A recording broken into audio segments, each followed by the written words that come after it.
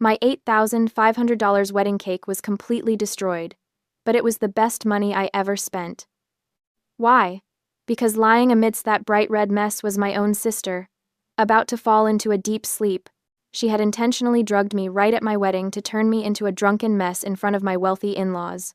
I let her have her way, but at a much higher price. A gentle glass swap, a fake smile. And the result was the most satisfying sight of my life, my precious sister collapsing amidst the crumbs of red velvet. But to understand why my own sister wanted to ruin my big day, I have to take you back through the preparation process. I was Pamela, 29 years old, working as a marketing director at a prestigious firm in Charleston, and I had always prided myself on being self-possessed and logical. My younger sister Sutton, 27, was what she called an influencer, which was a fancy word for unemployed and living a virtual life on social media. What she didn't advertise to her 12,000 followers was the $51,000 in credit card debt she had been hiding from our parents. My parents, Conrad and Blythe, had always favored Sutton. Always. It defied all logic, all reason, all fairness. I could bring home straight A's, scholarships, job promotions, didn't matter. Sutton could post a selfie with a motivational quote stolen from Pinterest, and Mother would frame it.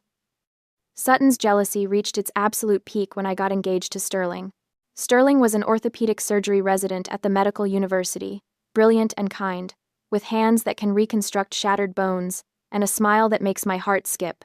But what really sent Sutton into a spiral wasn't his career or his character, it was his last name. Sterling comes from old Charleston money, the kind of family whose ancestors signed important documents and had ships named after them. The kind of family that still gets invited to garden parties at historic estates. The kind of family Sutton desperately wanted access to. During the wedding preparations, she turned into an absolute nightmare. It started 3 months before the wedding.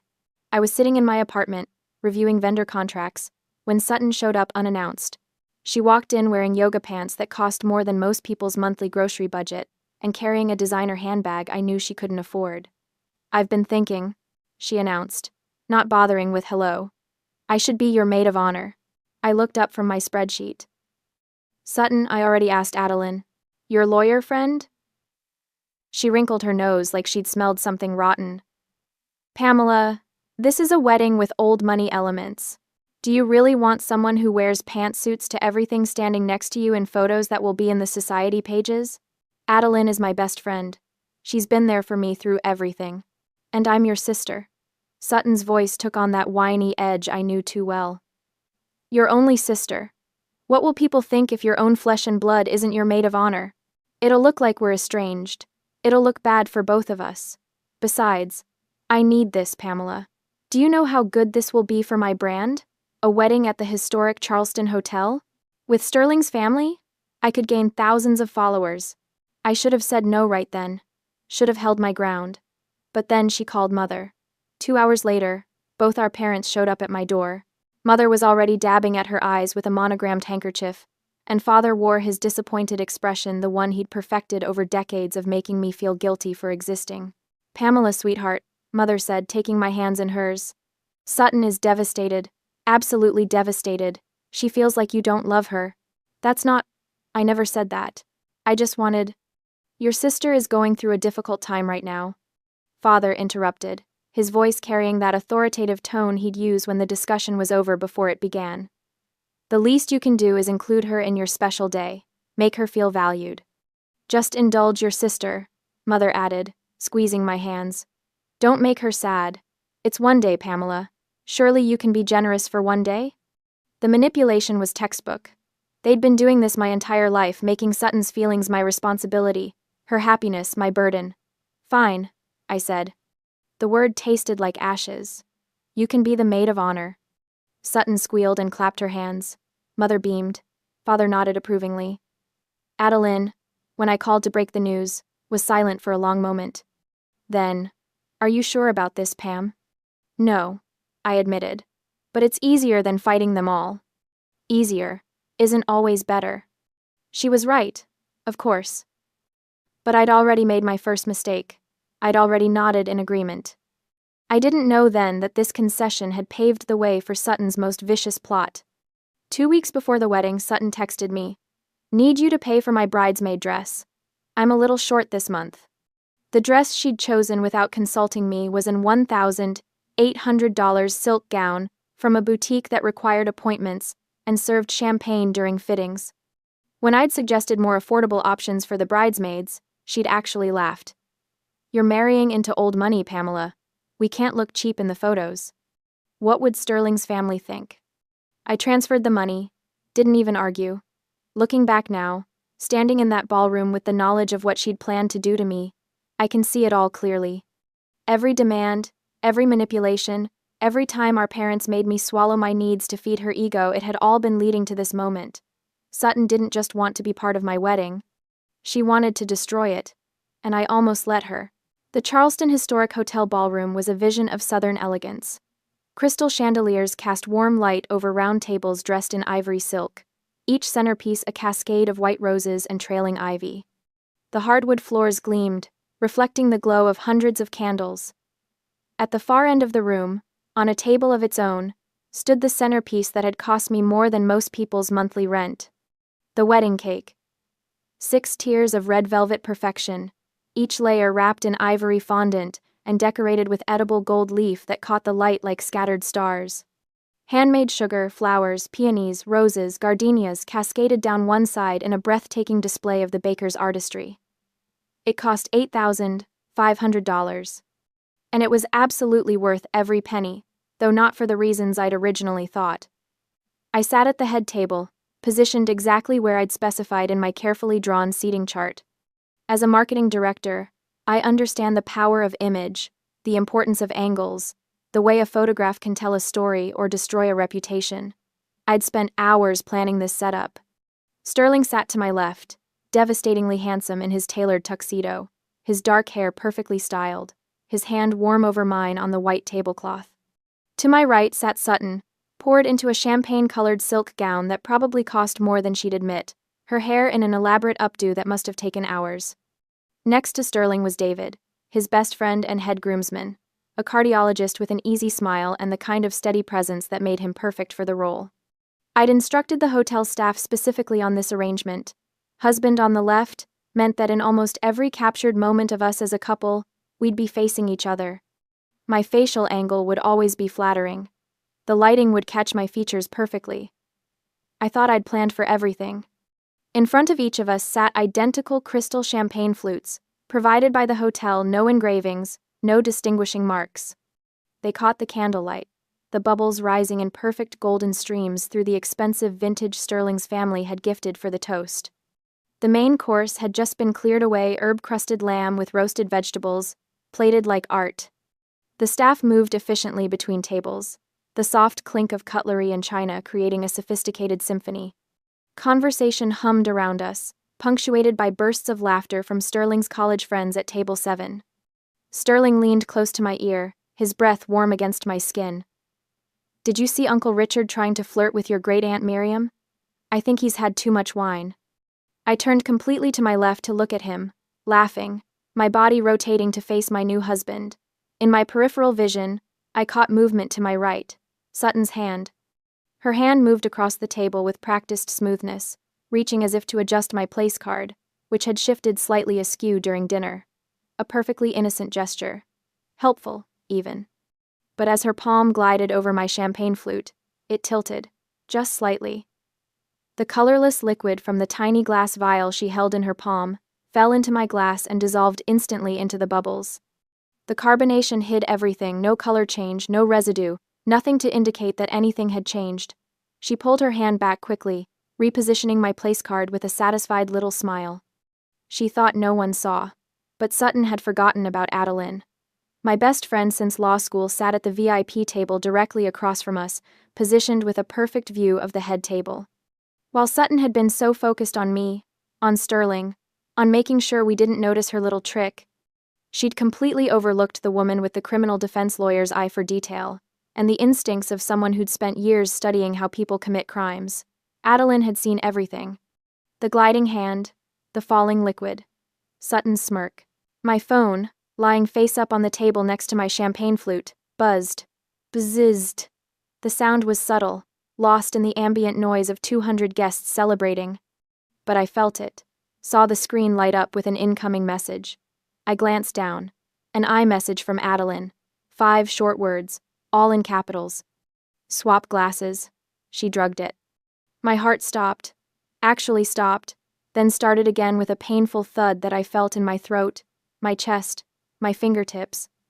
The world tilted slightly, the chandelier light suddenly too bright, the sounds around me suddenly too loud. I froze, every muscle in my body locking into place. But years of client presentations, of high-stakes meetings, of maintaining composure when campaigns crashed or executives panicked, all of that training kicked in. My face remained calm, neutral. Perhaps a touch concerned, as any bride might be reading a text during her reception, but nothing more. I glanced up slowly, carefully, catching Adeline's eye across the room. She gave me the smallest nod, decisive, certain. She'd seen it, she was sure. I looked down at the champagne flute in front of me. The golden liquid sparkled innocently, bubbles still rising in those perfect streams. It looked exactly like Sterling's glass, exactly like David's, exactly like Sutton's, but it wasn't. This was no longer ordinary sibling jealousy. This wasn't Sutton throwing a tantrum or making demands or crying to our parents. This was a calculated, targeted attack designed to ruin my reputation in front of my husband's family. She'd planned this, had waited for the perfect moment. She wanted me to drink that glass. Wanted me to become disoriented, confused, sloppy. Wanted Sterling's family, the prestigious, old money family she was so obsessed with, to see me make a fool of myself. To see their new daughter-in-law as a drunk, as someone unfit for their son, someone who couldn't handle her alcohol at her own wedding, the people-pleaser in me, the one who'd spent 29 years swallowing my feelings and accommodating Sutton's tantrums, and nodding when our parents demanded I make her happy. That version of Pamela died in that moment. I knew I had to act, had to swap the glasses somehow, turn Sutton's plan back on her. But she was right there, less than 2 feet away, her attention fixed on both champagne flutes like a hawk watching prey. I sat frozen in my chair, hyper-aware of every detail. The weight of my phone in my hand, the condensation forming on the outside of the poisoned champagne flute. The sound of Sutton's breathing beside me, quick and excited, anticipating her victory. She was watching those glasses, both of them. I couldn't move, couldn't act. Not while her eyes were on them. I needed an opportunity, a distraction. I sat there, heart pounding, waiting. Sterling squeezed my hand, mistaking my tension for wedding day nerves. "You okay?" he murmured. "Perfect," I managed, the lie smooth and practiced. And then fate sent me the most powerful woman I'd ever met. I heard it. The click of heels on hardwood. Expensive heels, the kind that cost more than some people's car payments. The sound came from behind us, from the direction of the VIP waiting room, a private space the hotel had designated for immediate family to use for touch-ups and moments of quiet. The door opened. Mrs. Eleanor stepped out. Sterling's mother was a force of nature contained in a 5'6" frame. Her Oscar de la Renta gown, navy silk with intricate beading that probably cost more than my car, fit her perfectly. Her silver hair was styled in an elegant chignon. Diamond earrings caught the light. She'd clearly been touching up her makeup, her lips now a fresh shade of classic red.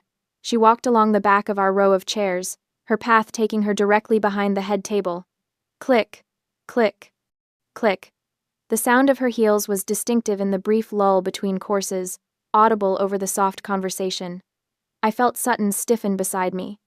If there was one thing my sister couldn't resist, it was an opportunity to impress someone important, and Mrs. Eleanor was the most important person at this wedding, the matriarch of a family whose name appeared on buildings and scholarship funds, whose opinion could open doors or close them forever. Sutton's head whipped around so fast I'm surprised she didn't get whiplash. She practically leaped from her chair, stepping directly into Mrs. Eleanor's path with the enthusiasm of a golden retriever seeing its owner after a long day. "Oh, Mrs. Eleanor." Sutton's voice went up an octave, dripping with manufactured sweetness. "Were you resting in the VIP room too? I hope the reception isn't too overwhelming for you. I know these events can be absolutely exhausting, especially with so many people wanting your attention." She'd turned her back completely to the table, to me, to the glasses. In my head, Adeline's text blazed like neon. Swap glasses. This was it, my only chance. My hands moved to the bases of both champagne flutes. My fingers were steady. Years of handling delicate presentation materials had given me precision I'd never appreciated until this moment. I didn't lift the glasses. That would be too obvious, too noticeable. Even with Sutton's back turned, someone might see. A guest, a server, even Sterling if he happened to glance down. Instead, I slid them. Meanwhile, my sister's voice echoed behind me. "I must say," Sutton continued, not waiting for a response, reaching out to lightly touch the sleeve of Mrs. Eleanor's gown, "this Oscar de la Renta dress was absolutely born for you. The beading, the cut, it's perfection. You have the most incredible eye for fashion.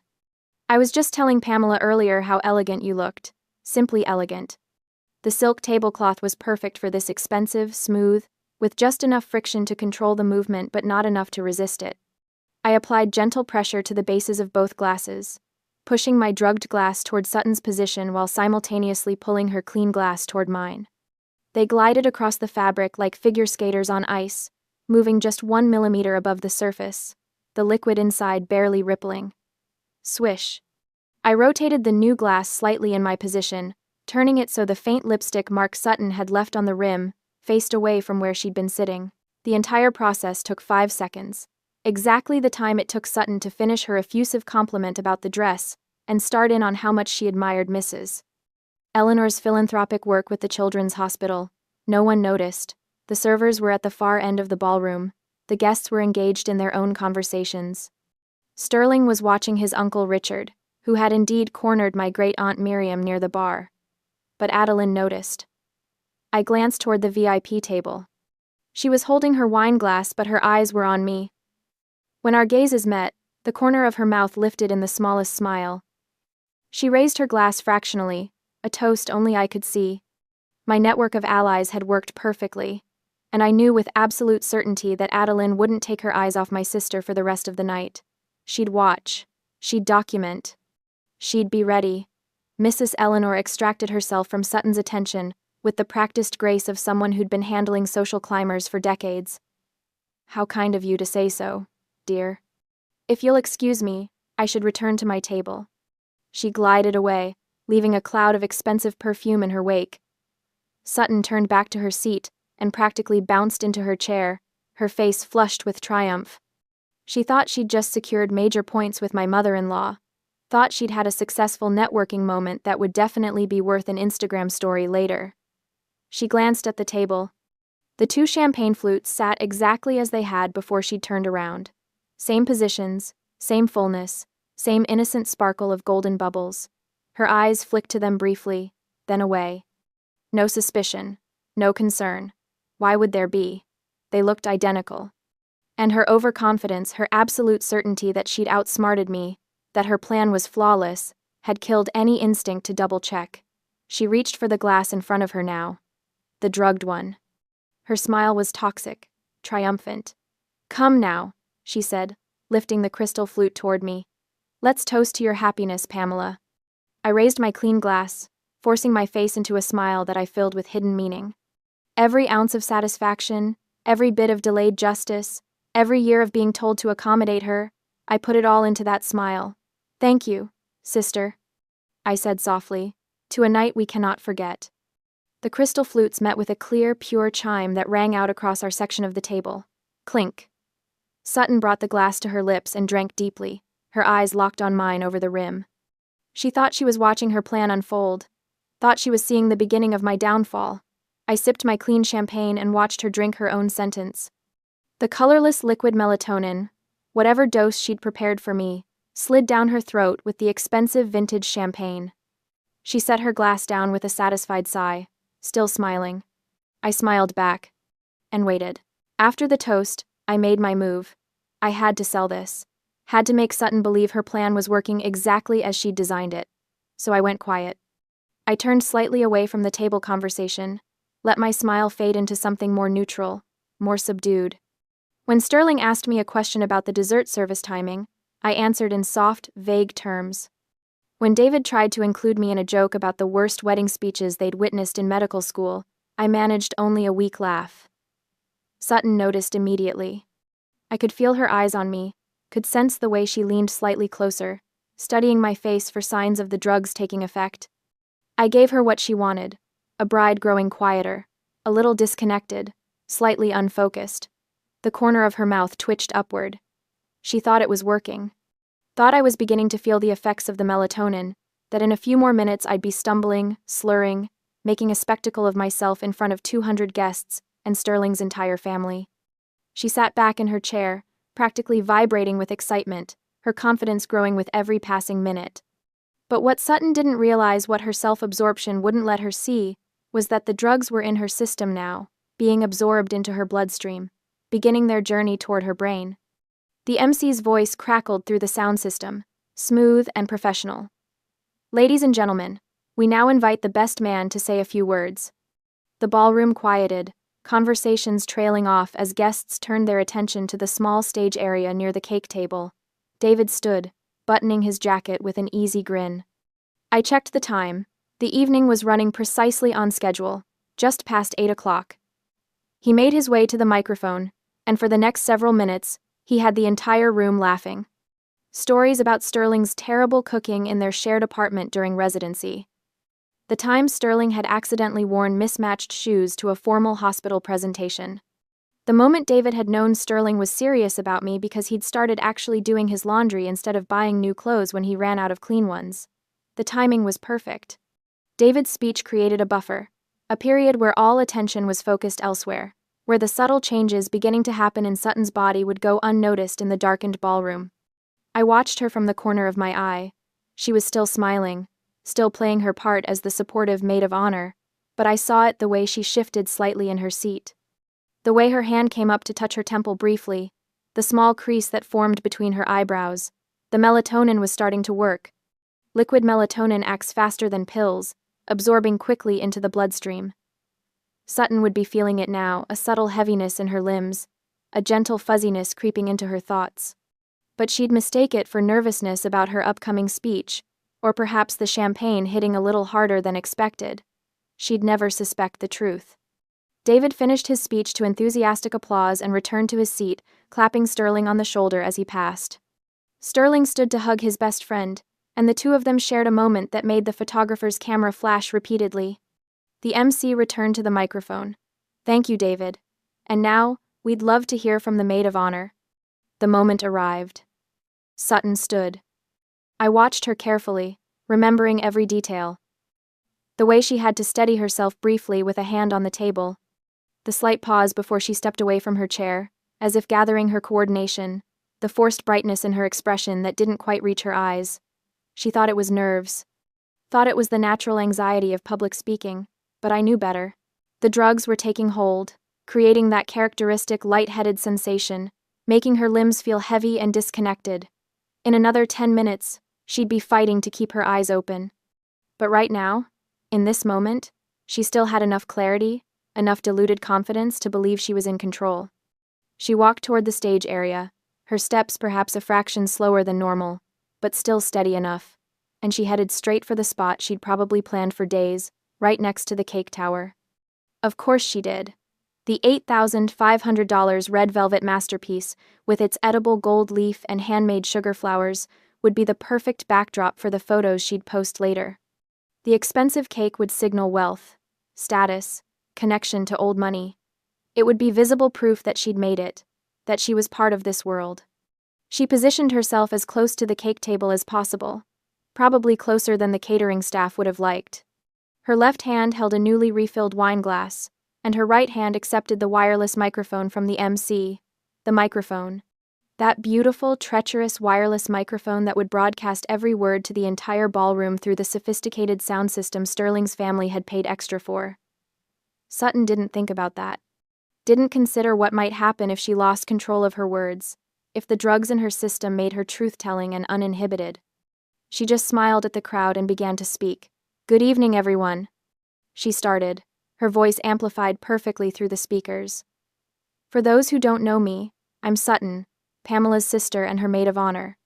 Her words were still clear, still controlled, but I could see the effort it took, the way she stood just a little too still, like someone trying not to sway.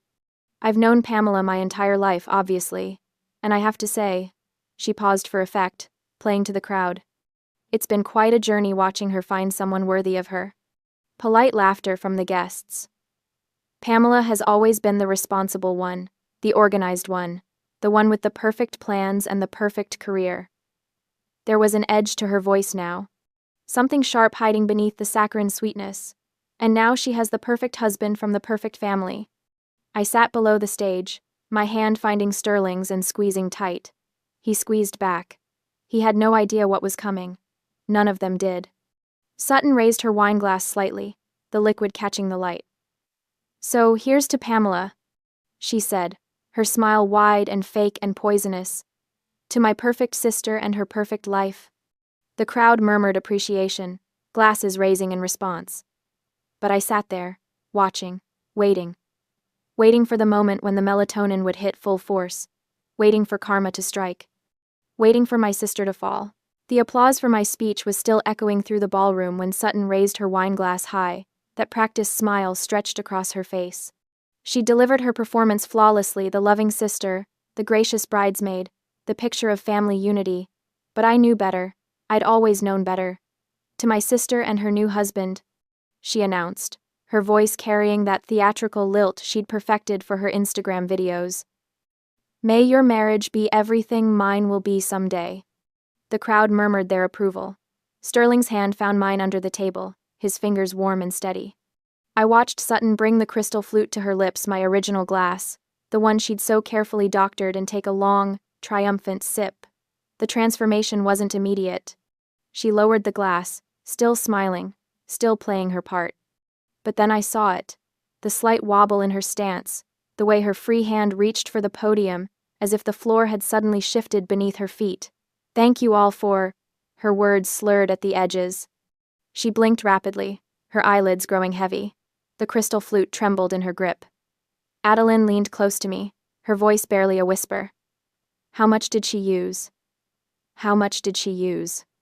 "I don't know," I murmured back, "but judging by how fast it's hitting her, a lot more than the recommended dose." She swayed visibly now, her knuckles white as she gripped the microphone stand. The entire ballroom had gone quiet, 300 guests watching as my sister's carefully constructed facade crumbled in real time. "Why?" Her voice cracked through the speakers, confused and frightened. "Why is the ceiling spinning?" The wine glass slipped from her fingers first. It tumbled through the air in what felt like slow motion, crystal catching the light before it shattered against the stage floor. The sound was sharp, final like a gunshot in the sudden silence. Then Sutton's legs gave out completely. She pitched forward, her right hand still clutching the microphone in a death grip, as if that slim piece of metal could somehow anchor her to consciousness. Her body moved with the terrible weight of dead gravity, no attempt to catch herself, no protective instinct left in her drugged system. The impact was catastrophic. Boom. 6 tiers of red velvet wedding cake, $8,500 worth of artisanal perfection, each layer carefully crafted with gold leaf details and delicate sugar flowers, exploded on contact. Sutton's face hit first, then her entire torso, her $1,800 bridesmaid dress plunging into the destruction like a diver entering water. Except instead of water, there was buttercream frosting, cake crumbs, and the deep crimson interior of red velvet layers. The visual was horrifying.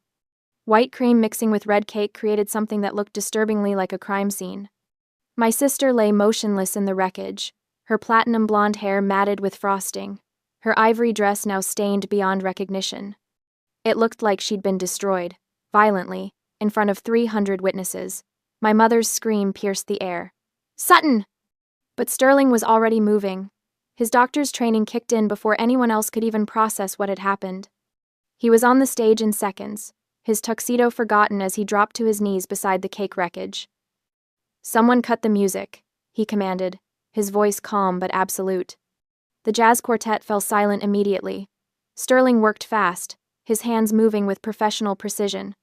He grabbed Sutton's shoulder and firmly rolled her onto her side to clear her airway, wiping the thick layer of buttercream from her nose and mouth.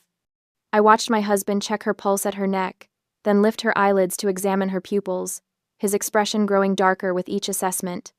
The entire ballroom held its breath. David stood frozen at the head table. Eleanor had her hand pressed to her heart. My father was pushing through the crowd, his face pale. The movement of being rolled over seemed to jolt Sutton. Her hand was still wrapped around the microphone, the wireless device dragging across her chin as Sterling positioned her. In her delirium, her eyes flickered open, unfocused, unseeing. She looked directly at Sterling, but I could tell she wasn't really seeing him. No. The word came out broken, barely audible, but the microphone, now resting right near her lips, picked it up perfectly. Her voice echoed through the ballroom speakers, distorted and weak. Wrong glass. The drugged glass? The confession hung in the air like smoke. Time seemed to freeze. Every single person in that ballroom had heard it.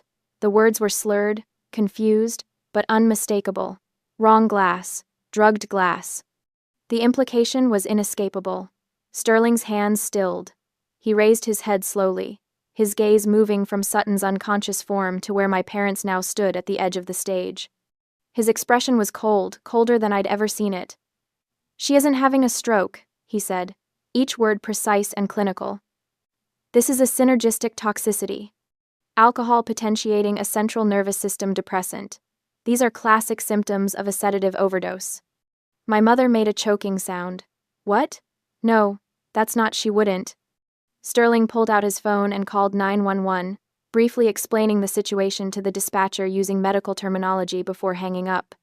My father finally found his voice. "This is ridiculous. Sutton would never, there must be some mistake." Sterling ended the call and stood, towering over both my parents. The look he gave them could have frozen fire. "You two will go to the hospital with her. I won't call the police tonight." He paused, and I saw something dangerous flash in his eyes. "But if anything else happens, if there's even one more incident, I can't promise that same courtesy." The threat was clear. My father, who'd spent my entire life bulldozing over everyone with his opinions and demands, actually stepped back. He opened his mouth, then closed it again, completely silenced by Sterling's absolute authority. The ambulance arrived within minutes, the advantage of being in downtown Charleston. The paramedics loaded Sutton onto a gurney, her face still smeared with frosting and cake crumbs, her dress ruined beyond repair. My mother climbed into the ambulance without a word, her face twisted in that familiar expression of martyred suffering. My father lingered at the ballroom entrance, looking back at me with something I couldn't quite read. Accusation? Guilt? Fear? I met his gaze steadily, refusing to look away, refusing to give him the comfort of my submission. Then he was gone, and the ambulance pulled away into the Charleston night. The ballroom was chaos, guests murmuring in shocked clusters, hotel staff frozen in uncertainty, the destroyed cake, a crimson monument to the evening's disaster.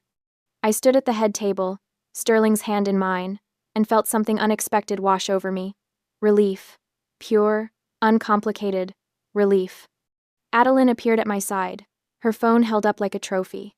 "I recorded the whole thing," she announced, her criminal lawyer instincts sharp as ever.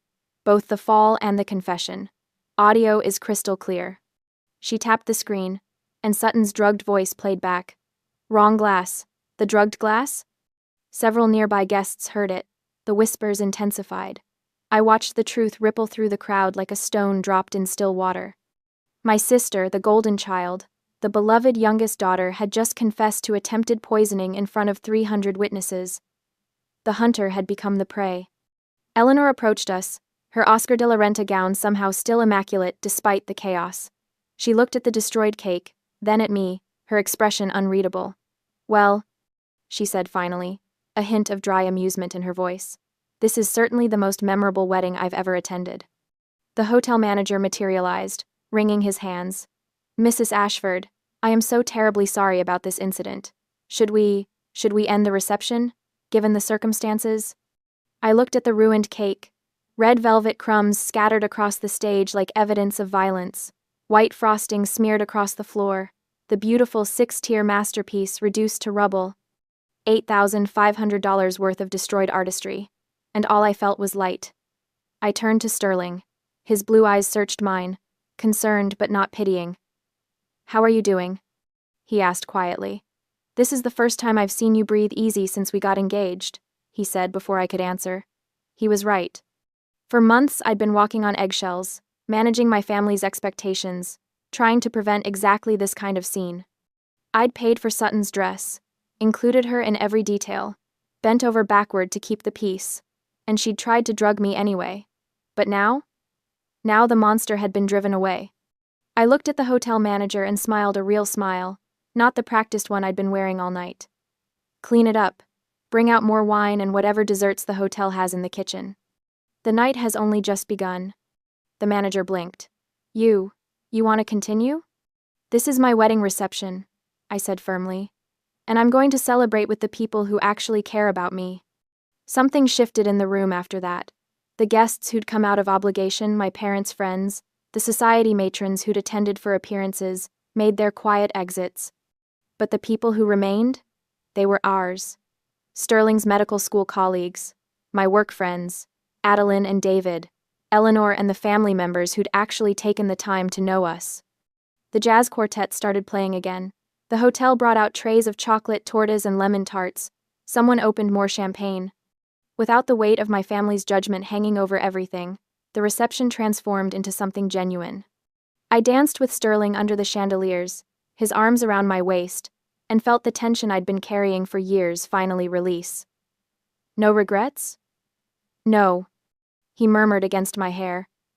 None, I said, and meant it. Adeline caught my eye from across the dance floor, raising her champagne flute in a silent toast. She'd been warning me about my family for years. Tonight, she'd been proven right in the most spectacular way possible. The next morning, sunlight streaming through the hotel suite windows, my phone buzzed with a text from my mother. How could you let this happen? Sutton only did it because she felt left out. She felt pressured seeing you enter such a wealthy family. She made a mistake. You need to forgive her. Family is family. I read it twice, feeling the familiar guilt try to take root. The old Pamela, the one who'd spent 29 years trying to earn her parents' love, would have replied. Would have apologized. Would have found a way to make it her fault.